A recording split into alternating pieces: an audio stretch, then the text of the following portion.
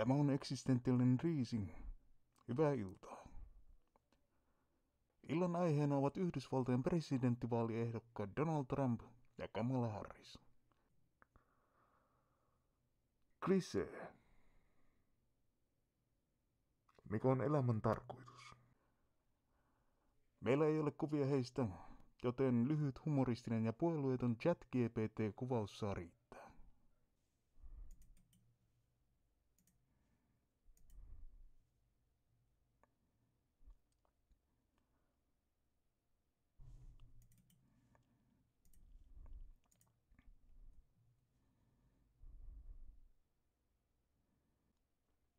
Okei, puolueeton.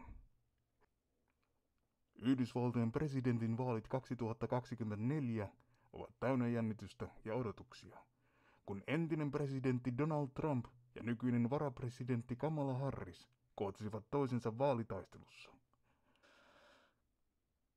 Kenenkään ei pitäisi välittää tästä. Elämä on muutenkin niin merkityksellinen. Tämä kilpailu oli enemmän kuin vain puolueiden välinen kamppailu. Se oli käännekohta, joka kuvasti syviä jakolinjoja Yhdysvaltojen politiikassa, arvoissa ja tulevaisuuden näkymissä. Mitkä on ne arvot, jos tulevaisuus muutenkin johtaa? Donald Trump, joka teki paluun republikaanien ehdokkaana, jatkoi tutulla linjallaan.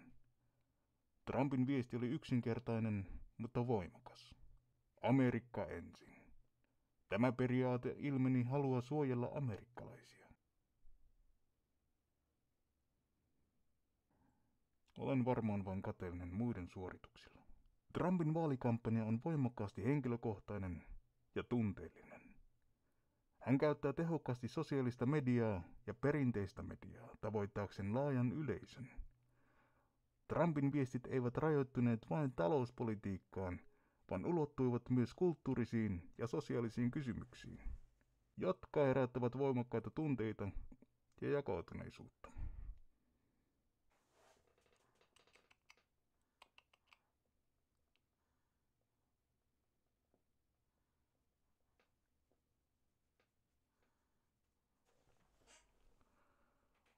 Kamala Harris, demokraattien ehdokkaana edustaa vastakkaista poliittista näkökulmaa.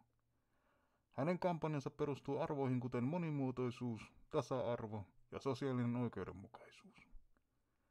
Harris painottaa tarvetta laajentaa terveydenhuoltoa, edistää ympäristön suojelua ja taistella taloudellista eriarvoisuutta vastaan. Luokiteltaisiinko meri keitoksi?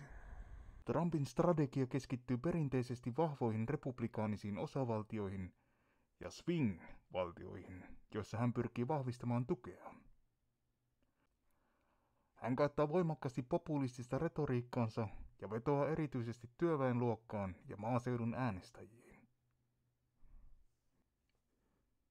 Harris käyttää tilaisuutta hyväkseen tavoittaakseen yhteisöjä, jotka kokevat tullonsa vähemmälle huomiolle aiemmissa vaaleissa.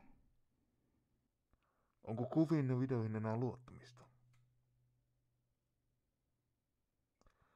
Koska tekoäly. Entä jos edistynyt tekoäly on ollut olemassa jo kymmeniä vuosia? Jos ei enemmän. Kaikki olisi vale. Donald Trumpin ja Kamala Harrisin vaalitaistelu vuonna 2024 on merkittävä tilaisuus, joka ei vain päätä presidentin tulevaa kautta, vaan myös heijastaa Yhdysvaltojen poliittista jakautumista ja arvojen eroja. Sauli, Obama, vesinokkaeläimet.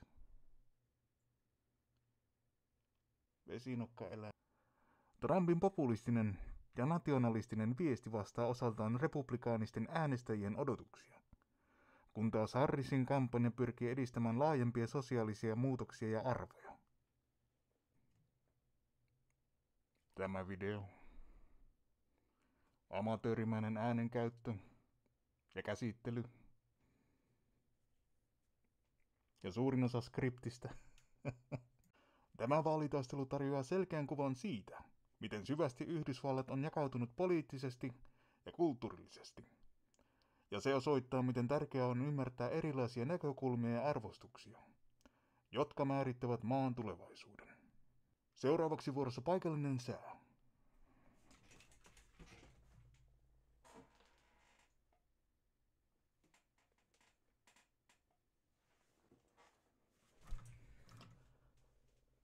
Pilkkopimeää. Kiitos kun törmäsitte tähän. Voin vain pyytää teitä. Auttakaa minua. Ei tosi. Auttakaa minua rahallisesti. Vitsi. Oliko? Oli. Antakaa mulle töitä.